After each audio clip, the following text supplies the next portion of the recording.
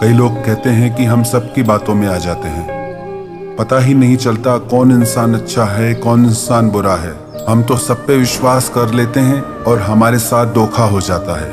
कोई अच्छी अच्छी बातें करता है तो हमें लगता है भला इंसान होगा, कौन मित्र है कौन शत्रु है समझ ही नहीं आता।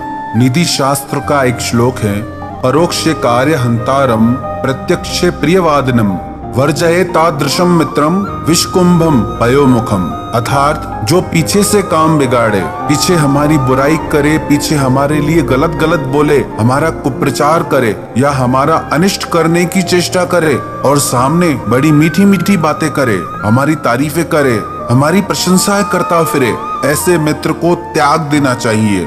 क्योंकि ऐसा मित्र उस घड़े के समान है जिसके मुख पे तो अमृत लगा है और वो घड़ा पूरा जहर से भरा हुआ है। तो आपको दुनिया में ऐसे कई लोग मिलेंगे जो आपसे कहेंगे कि हम तो आपका भला चाहते हैं, हम तो आपके सेवक हैं, हम तो आपका ही फायदा चाहते हैं।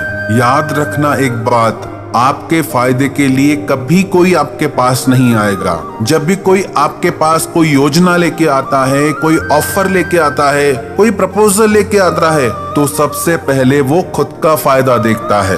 क्यों कोई आपके फायदे के लिए आपके पास आएगा?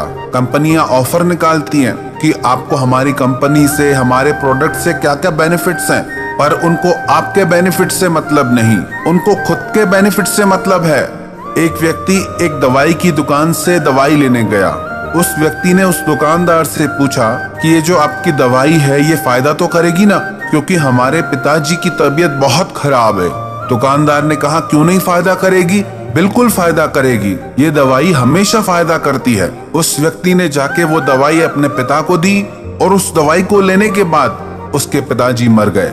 वो व्यक्ति बहुत गुस्से में भर गया और उस दवाई की दुकान वाले से आके झगड़ा करने लगा, लड़ाई करने लगा कि तुमने तो कहा था तुम्हारी दवाई लेने से फायदा होगा, हमारे तो पिताजी ही मर गए, तुमने मुझसे झूठ बोला।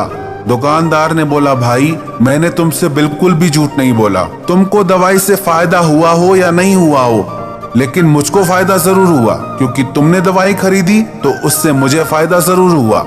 मैंने ये नहीं कहा था कि तुम्हें फायदा होगा, मैंने कहा था फायदा होगा। जब भी हमें सस्ते ऑफर्स दिए जाते हैं, सस्ती योजनाएं बताई जाती है, तो नीचे छोटा सा एक स्टार रहता है जहां लिखा रहता है टर्म्स एंड कंडीशंस अप्लाई, कि हम आपको ये ऑफर तो दे रहे हैं पर हमारी कुछ नियम और शर्तें भी हैं। ऐसे ही दुनिया है जो आपकी तारीफें करती है, आपकी प्रशंसाएं करती है, आपसे मीठा मीठा लोग बोलते हैं कि वो आपका फायदा चाहते हैं। वो इसीलिए क्योंकि वो आपसे कुछ चाहते हैं। और याद रखना, जो आपसे कुछ चाहता है वो आपको कभी कुछ नहीं दे सकता।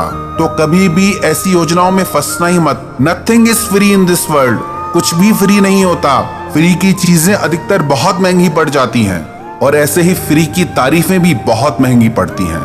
फ्री के दोस्त भी बहुत महंगे पड़ जाते हैं और ऐसा फ्री का प्यार भी बहुत महंगा पड़ जाता है। एक जंगल में एक सांप रहता था, बहुत दुष्ट सांप था। जब वो बूढ़ा हो गया तो उसे शिकार करने में बड़ी तकलीफ होने लगी।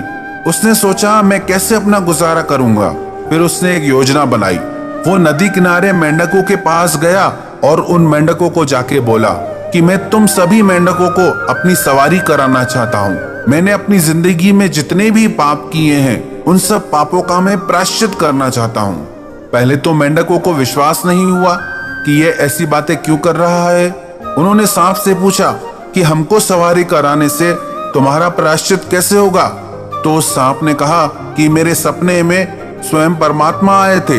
उन्होंने मुझसे कहा कि हे सर्प, तूने बहुत पाप किए हैं, यदि तू उन पापों से मुक्ति चाहता है तो नदी किनारे जितने भी मेंढक हैं उन्हें अपनी पीठ पे घुमा के रोज सैर करवा।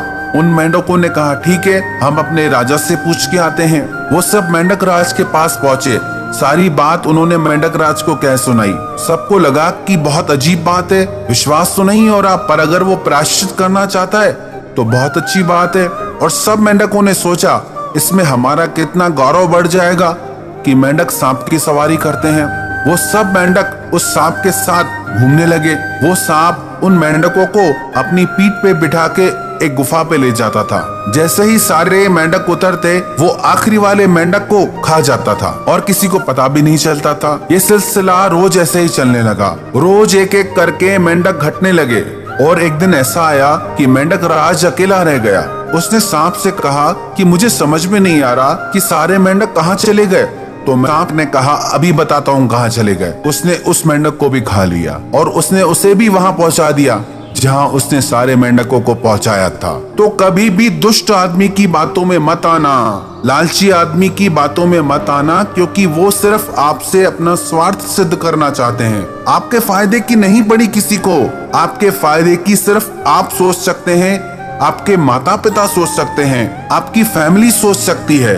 पर आजकल तो फैमिली का भी समझ नहीं आता कि कौन अच्छा सोचता है, कौन बुरा सोचता है। इसलिए आप अपनी तरफ से सजग रहें, सावधान रहें और इन योजनाओं में, इन मीठी बातों में, तारीफों में फंसना छोड़ दें। तारीफ एक ऐसा जहर है जो महाशक्तिशाली इंसान को भी मिनटों में ढेर कर दे। तो यदि आप चाहते हैं आपको जिंदगी में धोखा न मिले, आपके साथ लोग विश्वासघात नहीं करें, आपको कोई ठग के न चला जाए, तो आप अपनी सावधानी जरूर रखें।